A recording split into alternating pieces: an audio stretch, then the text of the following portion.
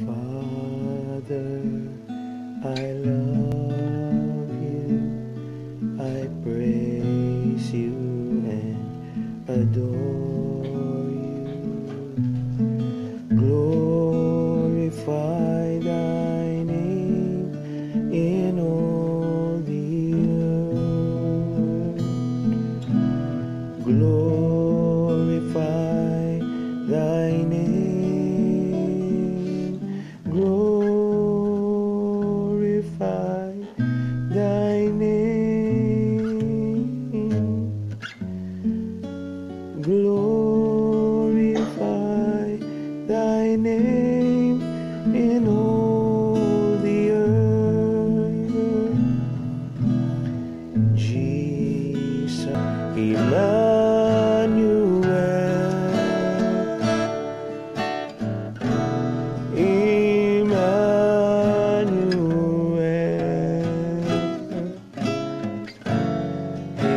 His name is called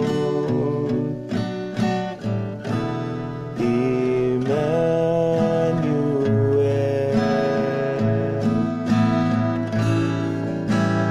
God with us, revealed in us. His name is called Emmanuel. Hallelujah.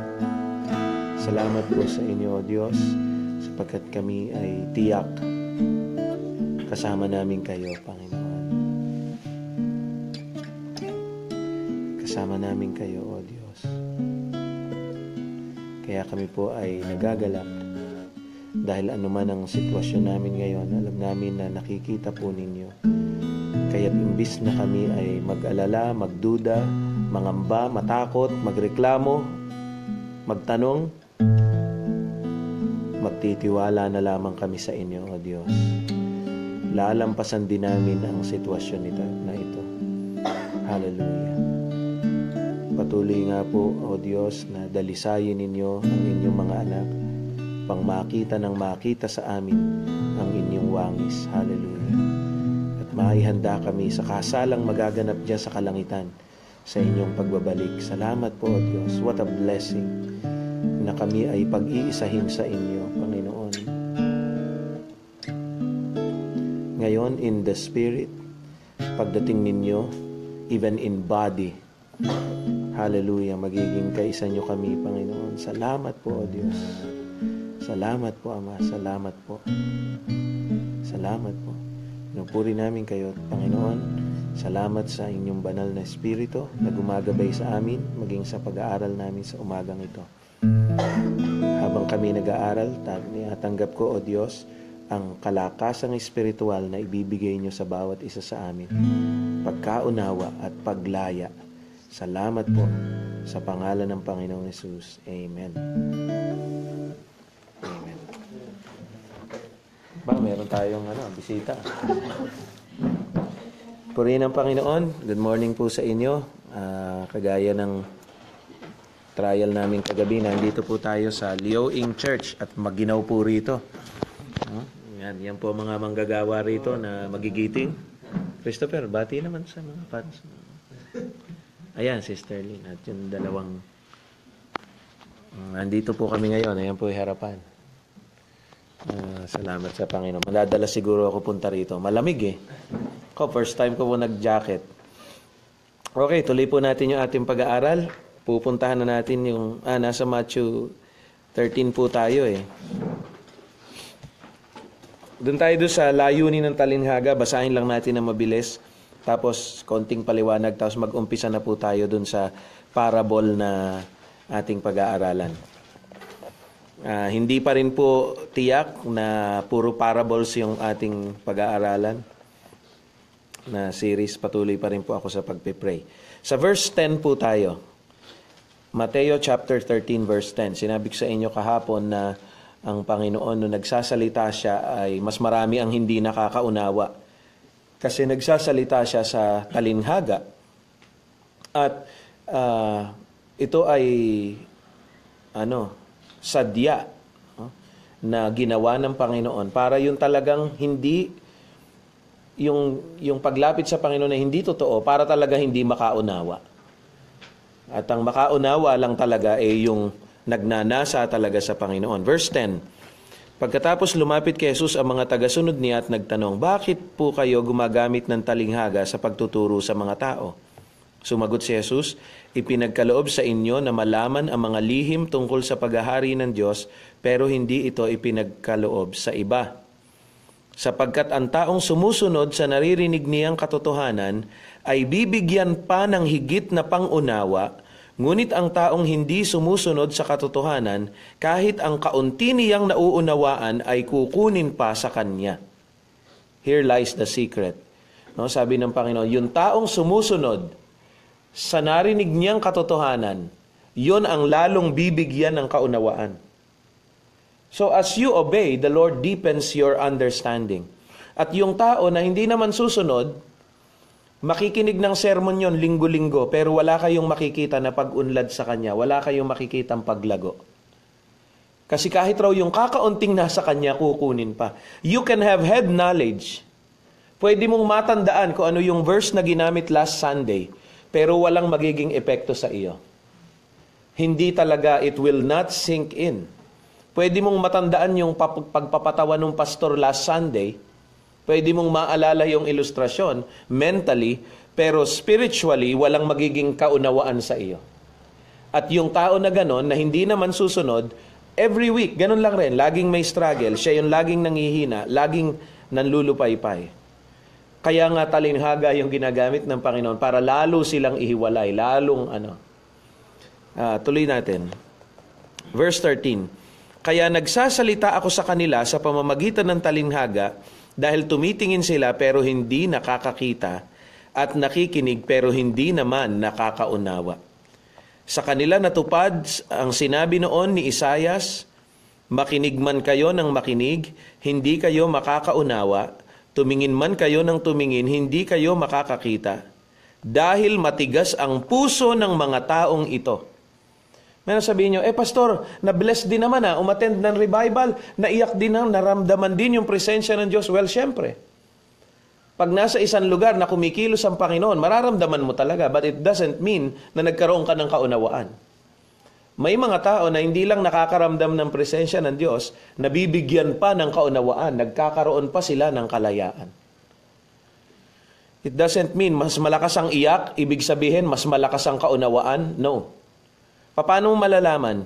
Sa pagbabago ng buhay. Once your life changes, dun mo makikita na talagang nakakaunawa ka na. Kasi, ano yung sabi sa John chapter 8, verse 32? You will know the truth, and the truth shall set you free. So, the more you are released, the more you have breakthrough in your life. Dun mo makikita na may katotohanan na nga ng Panginoon sa iyo. Pero kahit matagal ka na sa church, at walang pagbabago sa iyong buhay, there's something wrong. Walang reigning of truth, walang pamamayani ng katotohanan. Ano ibig sabihin nun? Hindi masunurin yung puso. So, anong dapat gawin pag napapansin mo na, teka, parang ganun ako Start to pray. At mag-umpisa ka na sundin yung mga inuutos ng Panginoon. Don't go by your emotion. Don't go by the flesh. Don't go by other people. O wala raw boses dun sa Kayo po ba dyan? Naririnig niyo po ba na maayos? Sa Isabela ito si nanay O baka sa signal nila yon.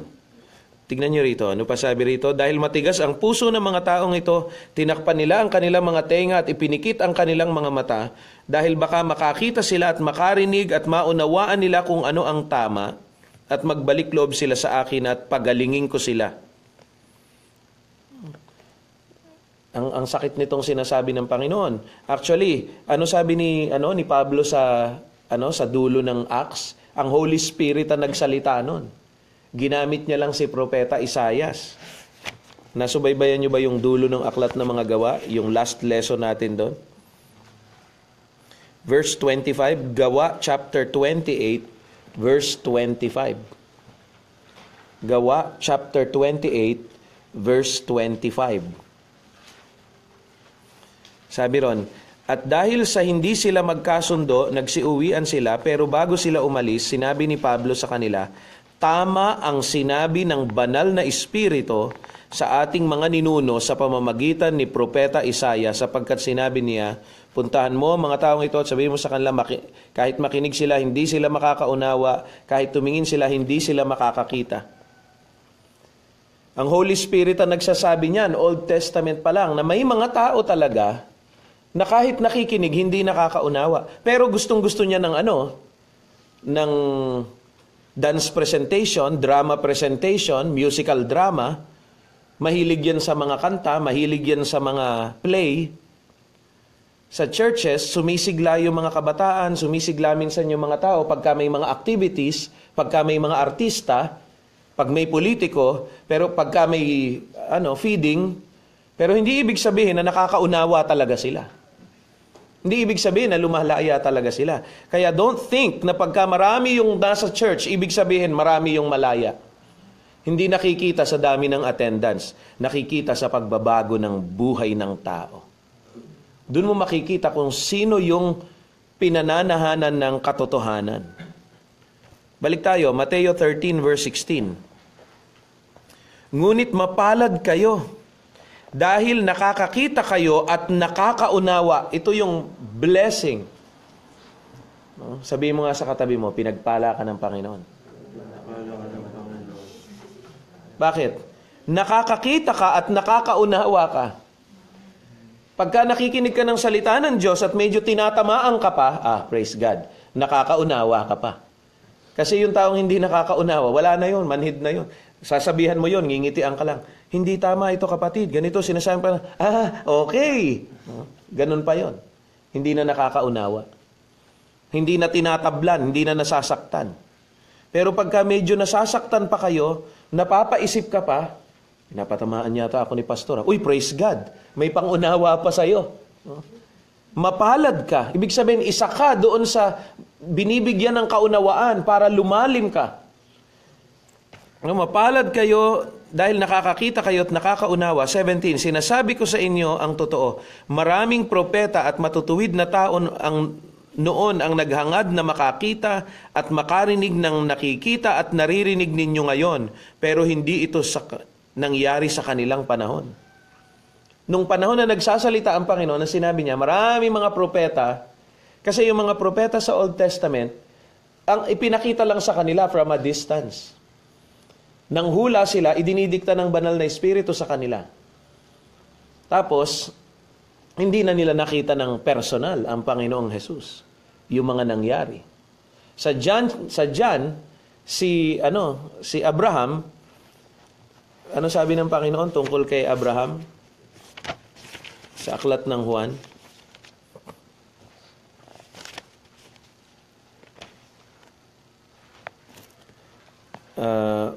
Sinabi niya na nagalak si Abraham dahil makikita niya, dito tayo sa John chapter 8.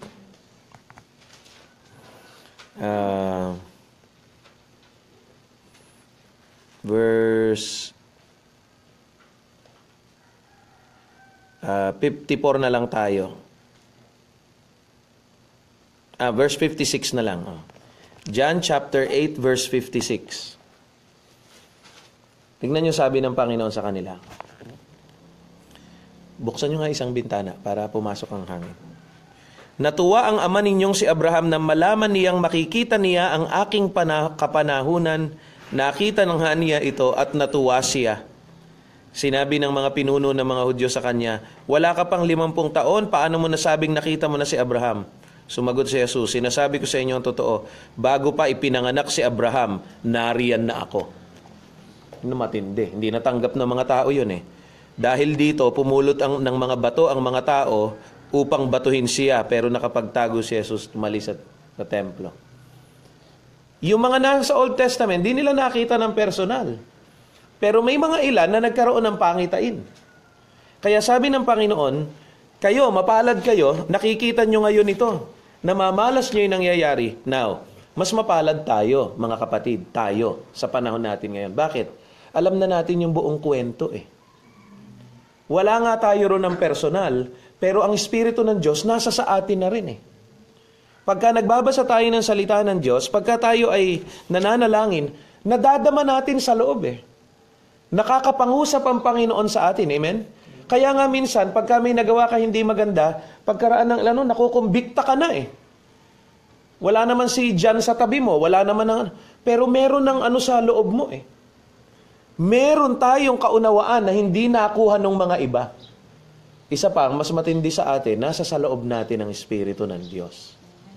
Hindi na ipagkaloob sa lumang tipan yun eh. Ang Espiritu ng Diyos na tumatahan sa loob ng mga tao. Kasi walang lubos na, pag-aaring ganap doon eh. Dahil ang katubusan ng kasalanan noon, nanggagaling sa mga hayop eh. Pero nung dumating ang Panginoong Hesus, nagkaroon tayo ng totoong katubusan sa kasalanan. Kaya naging malinis tayo sa loob at ipinasok sa atin ang banal na Espiritu. Kaya napakapalad natin, mga kapatid. Yung umupo kayo dyan ng 30 minutes at makinig ng salita ng Diyos, napakasarap na. It's a blessing in the morning. Okay, so, purihin ng Panginoon. Ngayon, pumunta na tayo dun sa talinghaga na ating binasa. Yung talinghaga tungkol sa damo sa triguhan.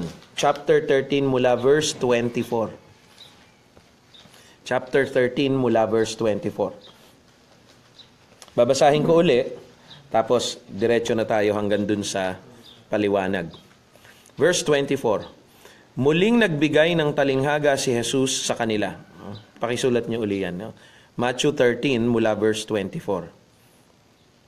Ang paghahari ng Diyos ay maitutulad sa kwentong ito. May isang taong naghasik ng mabuting binhi sa kanyang bukid. Pero kinagabihan, habang natutulog ang mga tao, dumating ang kanyang kaaway at naghasik ng masamang damo at umalis. Nang tumubo ang mga tanim at namunga, lumitaw din ang masasamang damo. 27. Kaya pumunta sa kanya ang kanyang mga alipin at sinabi, hindi po ba mabubuting binhi lamang ang inihasik ninyo sa inyong bukid? Paano po ba ito nagkaroon ng masasamang damo? 28. Sinabi na may-ari, isang kaaway ang may kagagawa nito. Tinanong siya ng mga utusan, gusto po ba ninyong bunutin namin ang masasamang damo? Sumagot siya, huwag. Baka mabunot din ninyo pati ang trigo. Hayaan na lang muna ninyong lumagong pareho hanggang sa anihan. Kapag dumating na ang panahong iyon, sasabihin ko sa mga tagapag-ani na unahin muna nilang bunutin ang masasamang damo at bigkisin para sunugin. Pagkatapos ipapaani ko sa kanila ang trigo at ipapaimbak sa aking bodega. Now, lumaktaw po tayo sa verse 36 hanggang 43. Nandoon yung kahulugan ng talinghagang ito.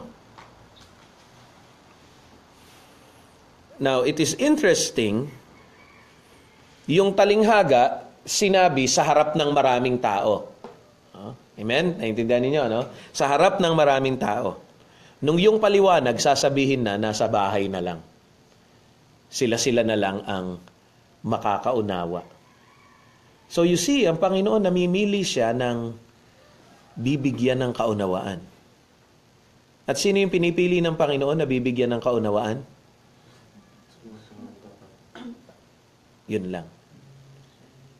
Yung mga tapat sa Kanya, yung mga sumusunod sa Kanya, yun lang ang binibigyan niya ng kaunawaan. And the more you obey, the more you receive understanding. Hindi po yan habang nauunawaan mo, lalo kang susunod. Hindi po. The more you obey, yung kakaunting nalaman mo, pag nasunod mo, bibigyan ka ng dagdag na kaalaman. Tapos, sinusunod mo na naman, lalo kang bibigyan ng dagdag na kaalaman. Tapos, sinusunod mo, lalo kang, hanggang sa palaya ka na ng palaya, nagiging mas malayo na yung pananaw mo kaysa sa pananaw ng nasa mundo.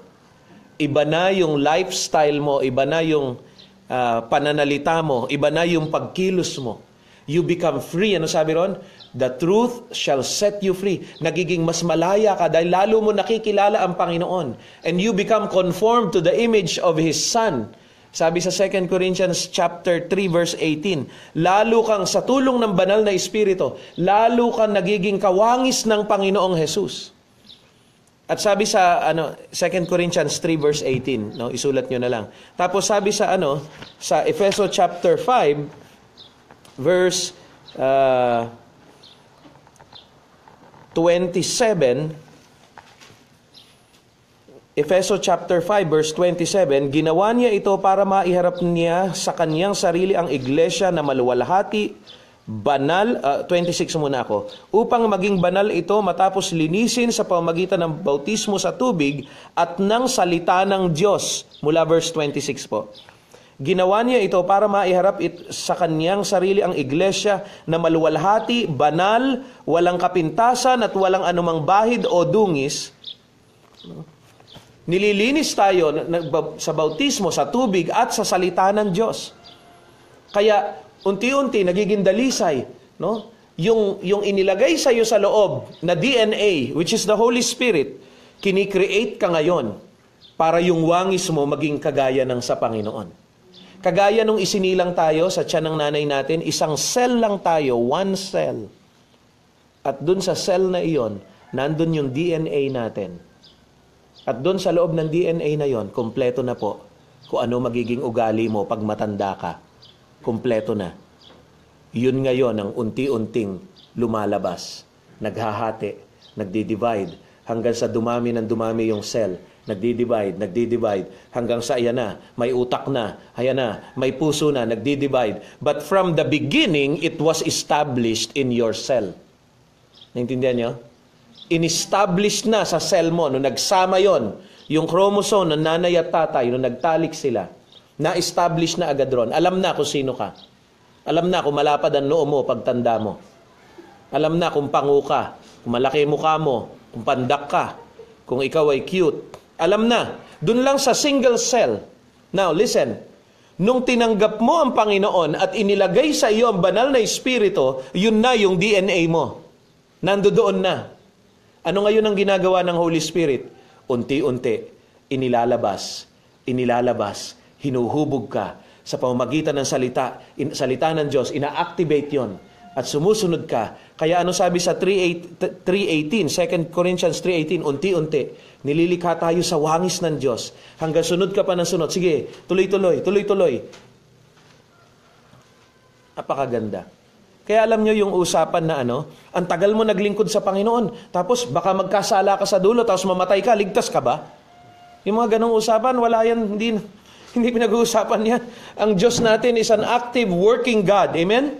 Na pagka inilagay niya ang Espiritu niya sa iyo, magpapatuloy siyang kikilos. Magpapapagay niyo sa dulo, hindi mo aabangan doon kung magkakasala ka pa ba bago ka mamatay. Ang inaabangan sa bandang dulo, yung wangis ng Diyos ay nililikha na sa iyo, nililikha niya sa iyo. Sabi ni Pablo sa Pilipos 1:6, I am certain, tiyak ako na yung inumpisahan niyang mabuting gawa sa inyo ay tatapusin niya. Kaya yung usap-usapan na nawawala ba kaligtasan? Pang noon pa yan eh. Saka na yan, pagka nasa kaligtasan ka na, huwag niyo nang pag-usapan kung mawawala. Mag-focus ka sa Panginoon, yung ginagawa niya sa buhay mo. Amen? Yun eh. Humuhugot na, no? Ang lalim. Balik tayo, verse 36. Kasi palagi pa mayat-maya, meron akong naririnig na mga ganyan na usapan. Hindi na dapat pinag-uusapan yan. Ang dapat na, kung pag-uusapan kung mawawala kaligtasan, nasa kaligtasan ka na eh. Hayaan mong kumilos ang banal na Espiritu sa iyo at magpatuloy ka sa pagsunod sa Panginoon. Nililikha niya sa iyo yung nandoon sa loob, yung DNA. Inilalabas niya sa iyo. Napakaganda niyan. Verse 36. Matthew 13:36. Pagkatapos, iniwan ni Jesus ang mga tao at pumasok siya sa isang bahay. Iniwan na maraming tao. Yung nakarinig ng talinghaga, iniwanan ng walang paliwanag. Baka kung ang Panginoon magsisermon ngayon dito, mas marami ang hindi tatagal. Dahil tayo, naiinis tayo pagka nagsermon yung pastor, tapos hindi natin masyado naintindihan. Ang Panginoon, sinasadya niya na hindi makakaunawa yung mga hindi naman susunod. Yung hindi nagtatapat sa Panginoon, hindi talaga nakakaunawa yun. So, pumasok sa isang bahay, nilapitan siya ng mga tagasunod niya at sinabi, "Pakipaliwanag po sa amin ang talinghaga tungkol sa masasamang damo." Oh. Sumagot si Jesus, eto, saka ipapaliwanag ng Panginoon para sa kanila. Sumagot si Jesus, "Ang naghasik ng mabuting binhi ay walang iba kundi ako na anak ng tao." It is interesting, palaging sinasabi ng Panginoon yan sa sarili niya. Lagi niyang ina-associate ang sarili niya sa atin. He became one with us. He became one with us. Anak siya ng Diyos, pero anak din ng tao. Kasi nga, lumabas sa babae, pero hindi nanggaling sa lalaki. Nanggaling siya sa banal na Espiritu. Ang banal na Espiritu ang naglagay sa Panginoon kay Maria. It is a mystery, never to be repeated. Pero isang napakatindi niyan, na ang berbo, ang salita, na kasama ng Ama. At sabi sa Kolosas, pinanggalingan ng lahat. Sa pamamagitan niya, nilikha ang lahat. Naging napakaliit na kasinliit ng ating cell. Ipinasok sa babae, tapos babalutin ng katawan ng tao. Wow. It's a mystery. Andali basahin natin yung Lucas chapter 1. Palagi natin ipaalala sa ating sarili yon kung saan nanggaling ang Panginoon. Lucas chapter 1. Sa verse 35. Lucas chapter 1 verse 35. Sumagot ang anghel, sa iyo ang banal na Espiritu at lililimang ka ng kapangyarihan ng kataas-taasang Diyos. Sa iyo ang banal na Espiritu.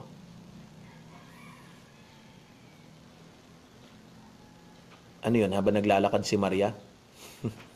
Marahil isang time na tulog si Maria o nakahiga, lililiman raw Paano ba yung lililiman? Hindi mo pwede maliliman yung tumatakbo o naglalaba. Kailangan naka-steady ka para malilimang ka. Lililimang ka, sabi rito, saan na ba tayo? Ng kapangyarihan ng kataas-taasang Diyos. Can you see? Ang Holy Spirit ay binanggit na kataas-taasang Diyos. Sino yung bababa kay Maria? Ang banal na Espiritu, kapangyarihan ng kataas-taasang Diyos. Wow. Kaya ang banal na sanggol na ipapanganak mo ay tatawaging anak ng Diyos.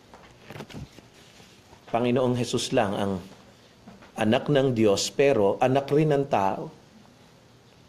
In Jesus Christ, flesh and spirit was united.